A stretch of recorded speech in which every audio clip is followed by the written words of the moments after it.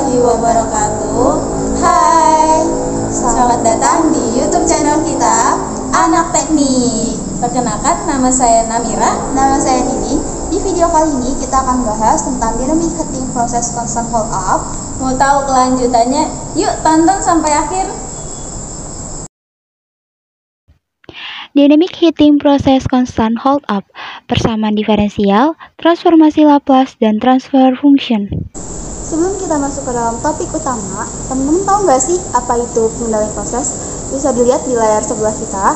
Proses dalam kata pengendalian proses dan industri proses menunjuk pada cara perubahan materi atau energi untuk memperoleh produk akhir. Mengendalikan merupakan kata kerja yang memiliki arti memperoleh keadaan yang diinginkan dengan cara mengatur variabel tertentu dalam sistem. Sehingga, secara sederhana, pengendalian proses dapat didefinisikan sebagai cara memperoleh keadaan proses agar sesuai dengan yang diinginkan.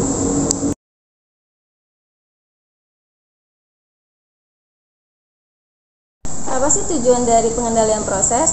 1. Menekan pengaruh gangguan eksternal. 2. Memastikan stabilitas proses kimia. 3. Mengoptimalkan kinerja proses kimia. Selanjutnya kita akan membahas proses dinamik atau proses dinamika. Proses dinamika merupakan suatu hal yang terjadi di dalam suatu sistem dengan adanya proses variabel yang cepat berubah dengan berubahnya manipulate variabel atau bukan control valve. Ada pula yang lambat berubah.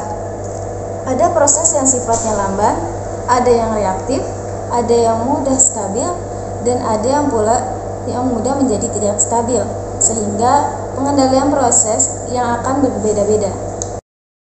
Yang selanjutnya ada keuntungan dari menggunakan dinamika proses. Yang pertama, ada meningkatkan pemahaman tentang proses. Yang kedua, ada proses sementara berupa simulasi komputer, keadaan dinamis, dan penutupan. Yang ketiga, ada melatih personal pengoperasian pabrik. Yang keempat, simulator lingkungan pelatihan yang realistis. Yang kelima, mengembangkan strategi pengendalian untuk proses baru. Yang keenam, identifikasi variabel yang dimanipulasi. Yang ketujuh, optimalkan kondisi operasi proses. Dan yang terakhir ada hitung ulang kondisi pengoperasian yang optimal. Selanjutnya kita akan membahas persamaan diferensial, transformasi Laplace, dan transfer function. Transformasi Laplace pada dasarnya merupakan perangkat TOS untuk menyelesaikan persamaan diferensial dan integral. Bentuk persamaan diferensial atau integral lebih dulu diubah ke dalam bentuk Laplace, Vs, untuk menyelesaikan secara aljabar biasa. Hasilnya kemudian diubah kembali ke bentuk Vt, yang merupakan penyelesaian persamaan semula melalui inversi Laplace. Yang selanjutnya, ada persamaan dari transformasi Laplace. Bisa dilihat di sebelah kiri. Fs sama dengan Laplace dari Ft, sehingga menghasilkan 0 sampai dengan ta hingga Ft E pangkat min St dt. Dengan keterangan, Fs merupakan transformasi Laplace dari Ft. Ft sama dengan fungsi waktu, dengan catatan proses bersifat dinamik. Kemudian ada simbol seperti huruf L yang melambangkan operasi integral Laplace. Selanjutnya, S merupakan variabel transformasi Laplace, dan terakhir, T merupakan waktu. Yang selanjutnya kita akan membahas transfer function.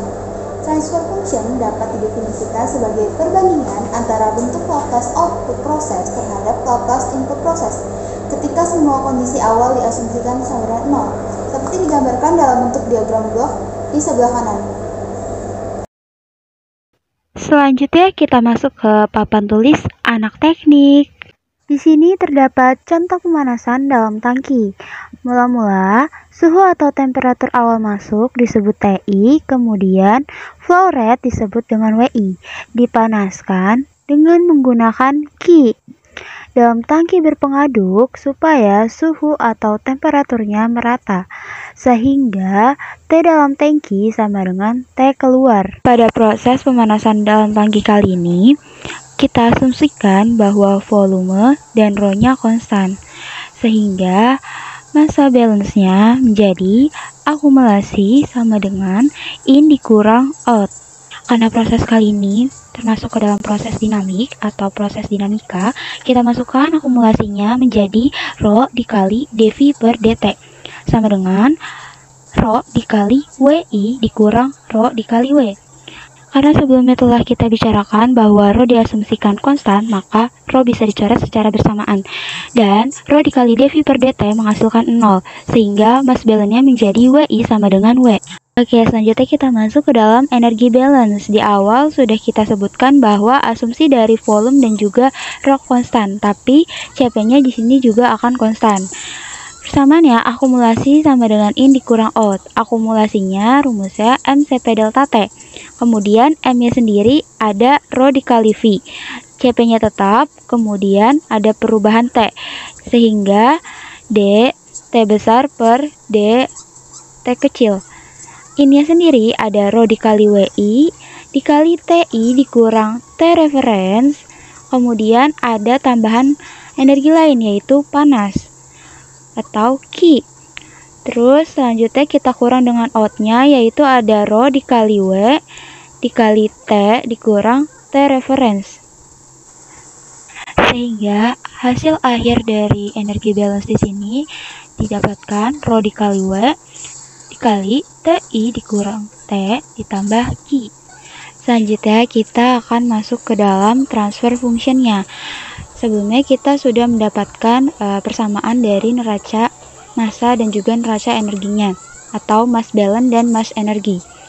Lalu kita dapat dalam kondisi unsteady state di mana Rho dikali V dikali CP dt besar per dt kecil sama dengan Rho dikali W dikali CP dikali TI dikurang T ditambah Q.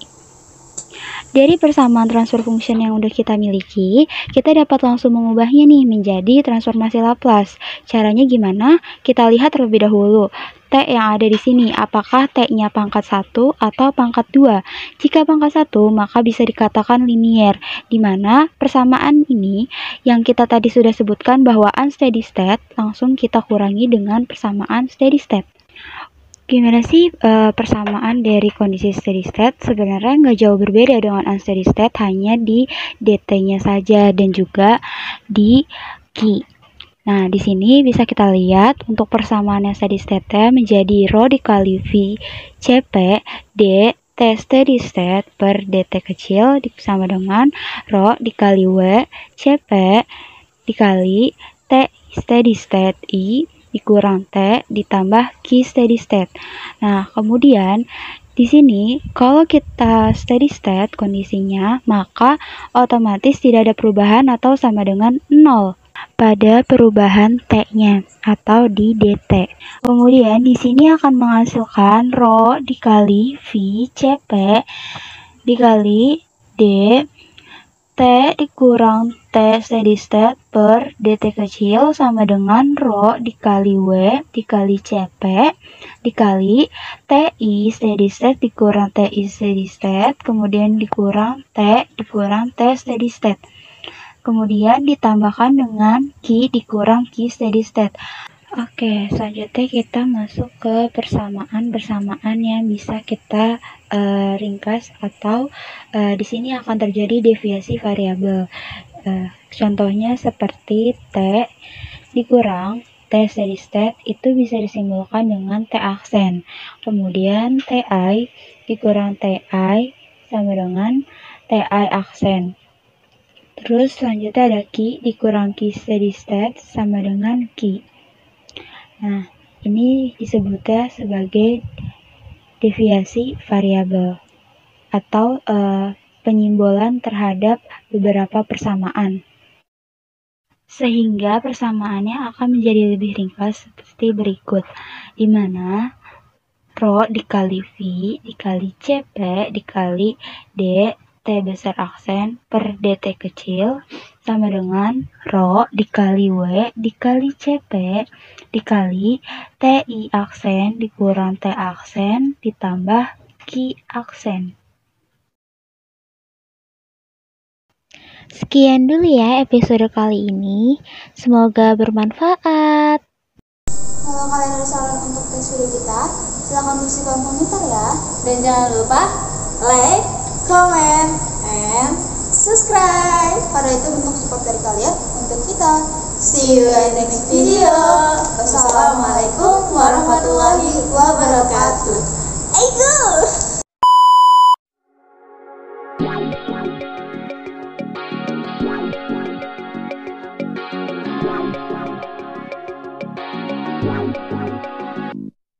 Yeah.